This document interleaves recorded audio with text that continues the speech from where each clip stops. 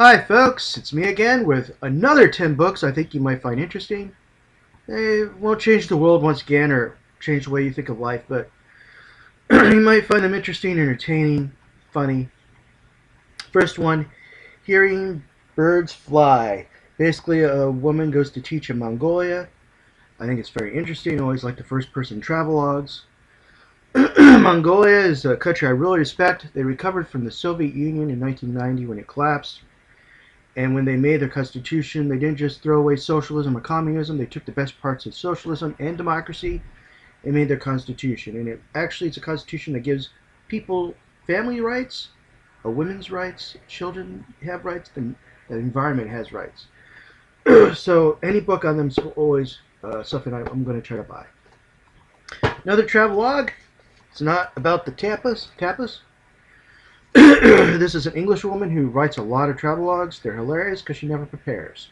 She went to China and she decided to go day to day buying tickets without going through any of the tourist organizations. And she decided to go biking through Spain, north to south, without any exercise beforehand, no practice. And of course, because she started in the north, she started in the areas of the mountains first, which meant she got a lot of practice going up and down. Salt, a history, actually is really a world history. Salt plays a huge part of it. Remember, salt is required for our livelihood. So if you control salt, you have a lot of power, a lot of wealth.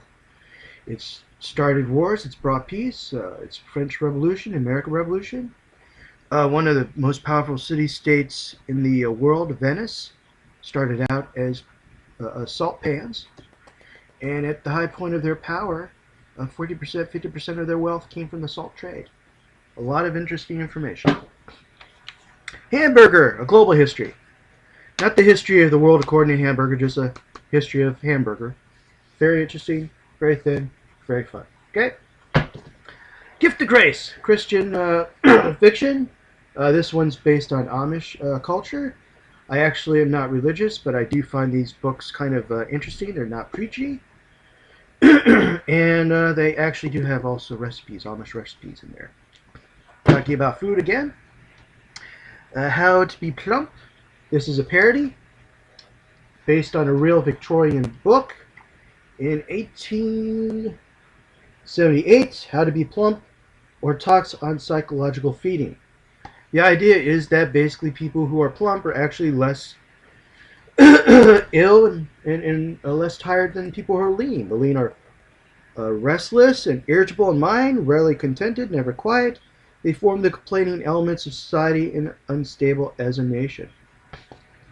This is the 99% right here.